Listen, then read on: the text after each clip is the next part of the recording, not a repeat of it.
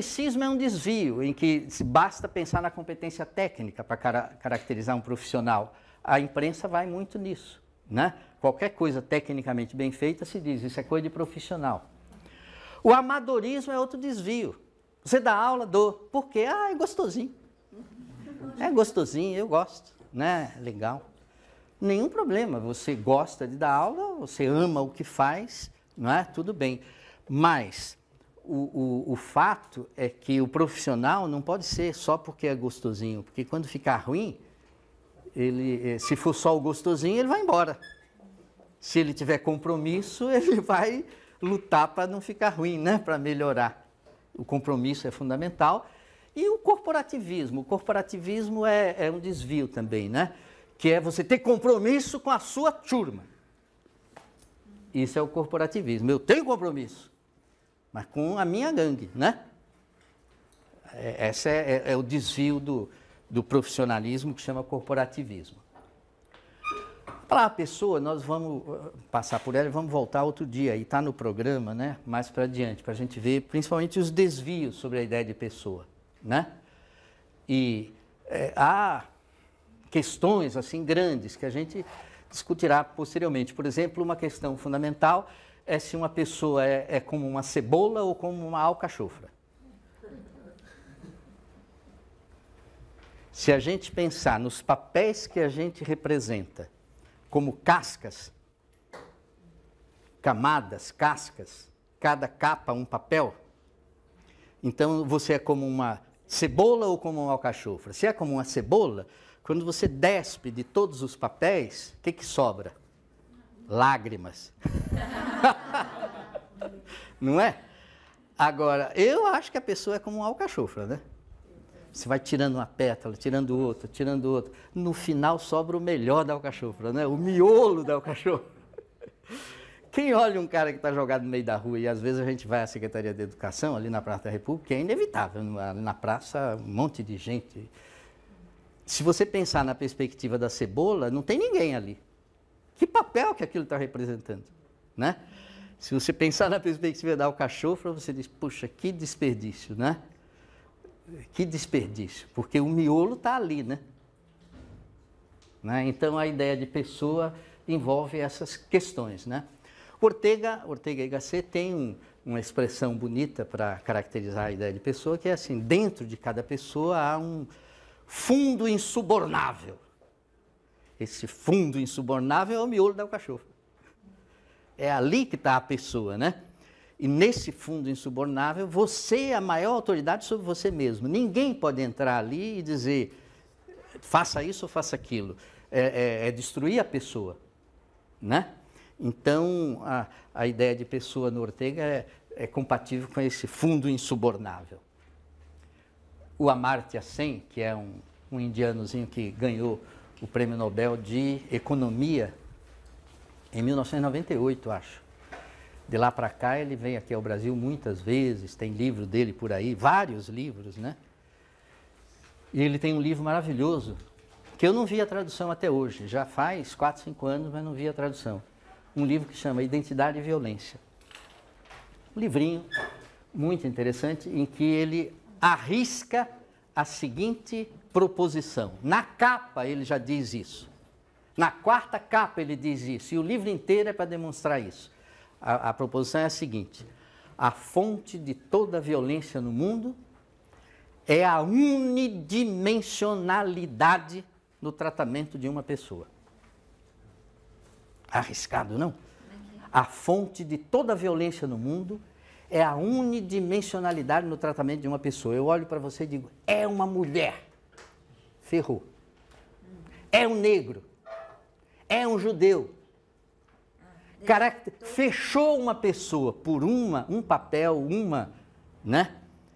Isso é uma violência. E é a fonte da violência no mundo, né?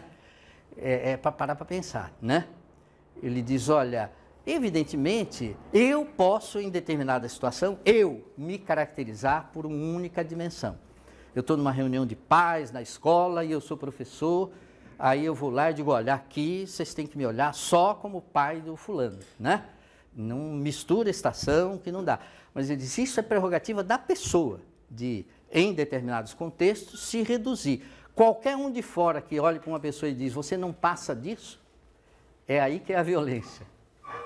Abriu a porta para a cacetada. Essa é a grande violência, né? No mundo. Proposta do Amartya Sen. Agora, caminhando aí para o final, veja, ao falar de conservação, transformação, projetos, valores, no fundo, o grande diálogo é educação e cultura, né? Quando se fala de educação, naturalmente a palavra que surge é projeto. Então, porque você está olhando para frente, né? Educar para isso, para aquilo. Mas a cultura, você olha assim e pensa para trás, né? Conservação, preservação e tudo. O Ministério já foi um só, Ministério da Educação e Cultura. No estado de São Paulo, até a década de 50, era uma secretaria só, de Educação, Cultura e Saúde. Saúde, né? Aí depois separou Educação e Cultura, mas continua até MEC, né? A sigla, né? Mas, na verdade, não dá para separar a educação de cultura, como não dá para separar projeto de valor, como não dá para separar passado de futuro. Na verdade, essa ideia de presente, a gente vive o momento presente, né?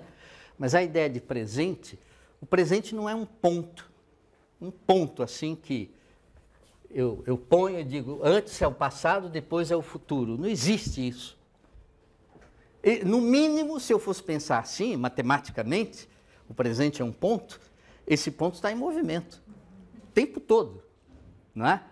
Então, na verdade, o que a gente pensa como presente é sempre uma mescla do que já foi e do que ainda virá.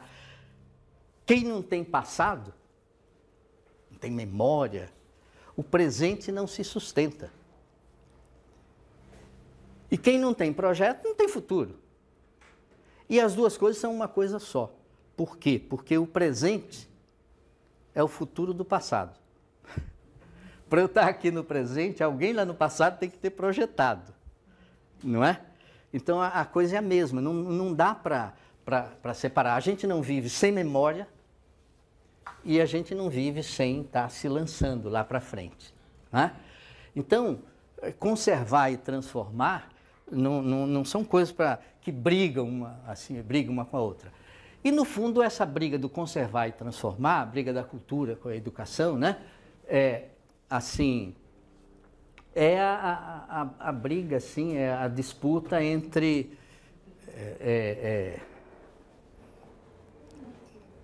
mantém a norma ou muda a norma. Aí, diante dessa questão de conservar ou transformar uma norma, que é a questão ética de base, né? Há duas síndromes que a gente tem que ter cuidado, né? A síndrome da Gabriela e a síndrome do Raul Seixas.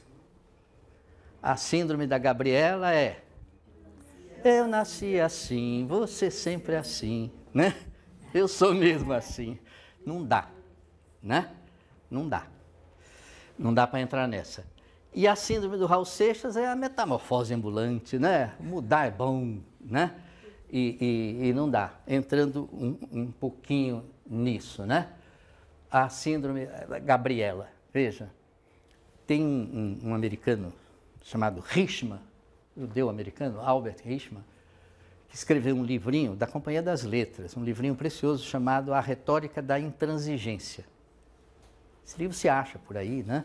A Retórica da Intransigência. E o Hirschman, nesse livro, ele examina o discurso reacionário em todas as épocas. Na Revolução Francesa, quem era contra, né? Em todas as épocas, o pensamento reacionário. Entendendo o reacionarismo como a recusa sistemática da mudança. Ai, mudança, sou contra, né? E ele diz, o pensamento reacionário, em todas as épocas, ele tem três ordens de argumento, né? Uma ordem é a perversidade. Você vai mudar, vai ficar pior ainda, né? O argumento da futilidade. Ah, você quer mudar? Bobagem, pô. Isso aí muda agora, amanhã já está igualzinho, não sei o quê. A mudança é absolutamente inútil, né? Argumento da ameaça. Você vai mudar? Tá bom, vai melhorar aqui, mas acolá vai piorar. Pode crer. Né? Então não compensa, fica quieto, pô. Né? Deixa passar a vontade de mudar. Parece brincadeira, mas é um livro. O livro é a análise histórica, em diferentes momentos, mas sobressai a Revolução Francesa, do pensamento que recusava qualquer tipo de mudança. Porque a Revolução Francesa foi boa, foi ruim, é difícil você falar. Não, como é? O que você vai falar? Foi boa, valores fundamentais, mas cada semana um lado cortava a cabeça do outro lado, pô, né? Corta a cabeça e tudo. Isso aí não foi bom, não. Né? Então, tem um pensamento e o contra-pensamento. Né? E ele analisa esses argumentos e que funciona também para quem vive querendo a mudança. Funciona também ao contrário, a futilidade da mudança, né? Porque vai voltar a ficar igualzinho, tá certo? Então, é um livro light, e ele é da área de economia, né? O Richman. Mas é um pensamento sociológico, assim. E a síndrome do Raul Seixas, ela é muito alimentada atualmente pela tecnologia, né? A tecnologia praticamente instala o novo como um valor. É o fascínio pela mudança, o espetáculo, né? Então, é novo, então é bom. E isso é um desvio, né? Porque o novo não é um valor. Se uma coisa é valiosa, se uma coisa nova é valiosa, procure entender por que ela é valiosa. Porque certamente não é só porque é nova. Descubra por que está funcionando e está indo bem e tudo, porque não é o fato de ser nova que garante o valor, não é? E os exemplos são múltiplos. Por exemplo, a rapidez. A rapidez é bom, a tecnologia traz a rapidez como um valor. Mas a rapidez não pode virar pressa. Quando a rapidez vira pressa, vira um antivalor, não é? Se o seu coração estiver batendo cada vez mais rapidamente, não pense que você está tendo um upgrade, que você está mudando de chip. Procure um médico, porque provavelmente você vai ter um infarto, logo, logo, não é? Então, o ritmo que determina o que faz sentido deve ser o ritmo humano, né? Não é cada vez mais rápido. Os computadores quebraram a cara nessa direção, né? Há uns 15, 20 anos, era 386, 486, Pentium, era querendo processadores cada vez mais rápido e deu zebra, né? Por que deu zebra? Porque a velocidade da luz é constante, né? Então, para fazer as coisas ficarem cada vez mais rápido, ia ter que juntar das coisas, os chips, juntando as coisas cada vez mais, mas tem limite para essa aproximação, para poder a distância entre os elementos ficar menor, né? Aí provocava aquecimento e tudo, quer dizer, isso já deu com os burros na água. Quer dizer, hoje você compra um computador moderno e tudo, ele é o quê? Dual core, tetra core, o que é isso? Tem 2 núcleos, tem 4 núcleos, quer dizer, não é um núcleo só fazendo as coisas cada vez mais rápido. É um processamento paralelo, um faz umas coisas, outro faz... Daqui a pouco chega num ser humano, né? Porque o ser humano não é dual core, é 1 milhão de core, né? São muitos... É um processamento paralelo distribuído com muitas origens, né? Em termos humanos. O computador era só um, agora está aumentando um pouquinho, tá certo? Mas o fato é que a rapidez tem limite, e o limite é o modo de ser do ser humano, né? Simples, assim. A questão do meio e do fim, a tecnologia é ótima, vamos nessa. Mas é um meio para quê?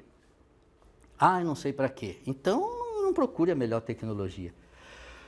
Porque se você estiver indo no rumo errado e escolher a melhor tecnologia, você vai se ferrar. Suponha que você está indo para o inferno. Aí escolhe a melhor tecnologia. Você vai morrer queimado loguinho. Você está indo para o inferno, escolha a pior tecnologia para poder dar tempo de você se arrepender. Não é?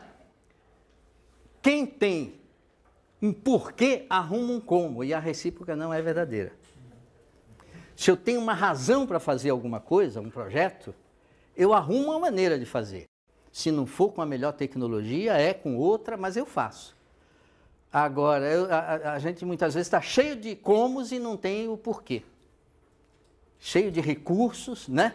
Modos de fazer as coisas, mas para onde que eu quero ir? Sei lá, né?